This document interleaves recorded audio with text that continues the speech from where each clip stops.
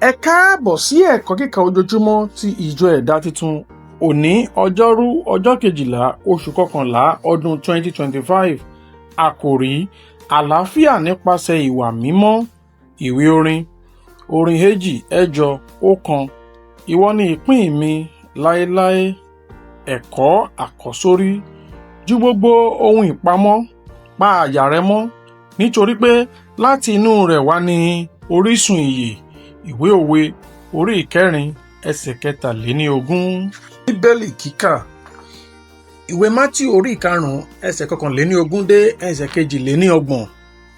Ẹ̀yin ti gbọ́ bí a ti wí fún àwọn ará ìgbàanì pé, ìwọ kò gbọdọ̀ pànìyàn.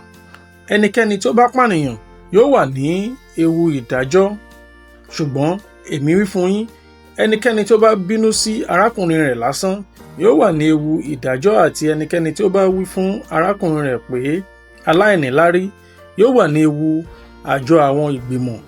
Ṣùgbọ́n ẹnikẹ́ni tó bá wí pé ìwọ aṣiwèrè yóò wà ní ewu iná ọ̀run àpáàdì. Torí náà, bí ìwọ bá mú ẹ̀bùn rẹ wá sí ibi pẹpẹ, bí ìwọ bá sì rántí níbẹ̀ pé arákùnrin rẹ ní ohun nǹkan nínú sí ọ, ẹ̀bùn rẹ sílẹ̀ níbẹ̀ níwájú pẹpẹ, sì lọ kó bá arákùnrin rẹ làjà náà. Nígbà náà ni kí ìwọ tó mú ẹ̀bùn rẹ wá bá ọ̀tá rẹ rẹ́ kọ́kán nígbà tí ìwọ wà ní ọ̀nà pẹ̀lú rẹ̀, kí ọ̀tá rẹ kí ó má bàa fi ọ́ lé onídàájọ́ lọ́wọ́. Onídàájọ́ á sì fi ọ́ lé ẹ̀ṣọ́ lọ́wọ́, á sì gbé ọ sọ sínú túbú. Lóòótọ́ mo wí fún ọ, ìwọ kì yóò jáde kúrò níbẹ̀ títí ìwọ ó fi san ọ̀kan tí ó bá kù. Ẹ̀yin ti gbọ́ bí a ti wí fún àwọn ará ìgbàanì pé ìwọ kò gbọdọ̀ ṣe panṣágà. Ṣùgbọ́n èmi wí fún yín, ẹnikẹ́ni tó bá wo obìnrin kan láti ṣe ìfẹ́kúfẹ̀ẹ́ sí i, ó ti bá a ṣe panṣágà tán ní ọkàn rẹ̀. Bí ojú ọ̀tún rẹ bá mú ọ kọsẹ̀, yọ ọ́ jáde kí o sì sọ ọ́ nù. Ó ṣà ní èrè fún ọ kí ẹ̀yà ara rẹ kan kí ó ṣègbé, ju kí a gbé gbogbo ara rẹ jù sínú iná ọ̀run àpáàdì. Bí ọwọ́ ọ̀tún rẹ bá mú ọ kọsẹ̀, gé e kúrò kí o sì sọ ọ́ nù. Ó ṣà ní èrè fún ọ kí ẹ̀yà ara rẹ kan kí ó ṣègbé, ju kí a gbé gbogbo ara rẹ jù sínú iná ọ̀run àpáàdì. A ti wí pẹ̀lú pé ẹnikẹ́ni tí ó bá kọ aya rẹ̀ sílẹ̀ jẹ́ kó fi ìwé ìkọ̀sílẹ̀ lé e lọ́wọ́. Ṣùgbọ́n èmi wí fún ẹ̀yin, ẹnikẹ́ni tó bá kọ aya rẹ̀ sílẹ̀ bí kò ṣe nítorí àgbèrè, ó mú un ṣe panṣágà. Ẹnikẹ́ni tó bá sì gbé ẹni tí a kọ̀ sílẹ̀ ní ìyàwó, ó ṣe panṣágà.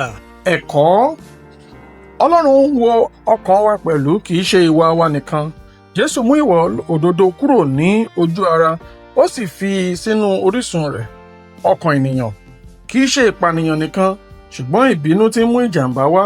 Kì í ṣe àgbèrè nìkan, ṣùgbọ́n níní ìfẹ́kúfẹ̀ẹ́. Kì í ṣe nípa ẹ̀jẹ̀ nìkan, ṣùgbọ́n ìwà ìjólóòtọ́ láti pa ẹ̀jẹ̀ náà mọ́. Bí o bá wà nílé ìjọsìn kan, tàbí o fẹ́ láti gbàdúrà tí ó sì rántí wípé ìbáṣepọ̀ kan tí kò dán mọ́rán, Jésù wípé padà lọ kí o sì yanjú èdè àìyedè náà. Ní èdè ayé òde òní, tẹ àtẹ̀jíṣẹ́ náà pé ìpè náà ṣe ètò mímu omi àlàáfíà pẹ̀lú àwọn ènìyàn yóò múra sílẹ̀ láti ní àlàáfíà pẹ̀lú Ọlọ́run. Fi ebi pa ohun tí ó dán ọ wò, kí o sì fi oúnjẹ fún èyí tí yóò fún ọ ní okun. Èyí túmọ̀ sí wípé yíyọ àwọn kan kúrò ẹ̀rọ ìléwọ́ rẹ, pípadà kúrò lẹ́yìn àwọn kan tí ò ń tẹ̀lé tẹ́lẹ̀, fífi ètò sí lílo àkókò rẹ tàbí lílo ìta gbangba nígbà tí o bá mọ̀ wípé o lè ṣubú. Àwọn ìgbésẹ̀ tí ó lè wọ̀nyí jẹ́ ìdáàbòbò tí ó ní iye lórí fún ìwà mímọ́. Ìgbéyàwó a máa gbilẹ̀ nígbà tí a bá kọ́ sórí òtítọ́, ìkẹ́ àti ìgẹ̀. Má ṣe wá ọ̀nà àbáyọ nígbà tí o bá nílò ìrànlọ́wọ́. Béèrè fún ìrànlọ́wọ́, ẹ gbàdúrà papọ̀, kí ẹ sì dáríjì. Òtítọ́ á máa pa ìlérí mọ́ nígbà tí ìmọ̀lára pàápàá bá ń ṣe ségesège. Ẹ̀kọ́ àmúrelé: ìwà tòótọ́ bẹ̀rẹ̀ láti inú ọkàn. Àtúnṣe ìwà mímọ́ àti ìjólóòtọ́ máa ń sọ àdúrà àràárọ̀ di ìgbé ayé ojoojúmọ́.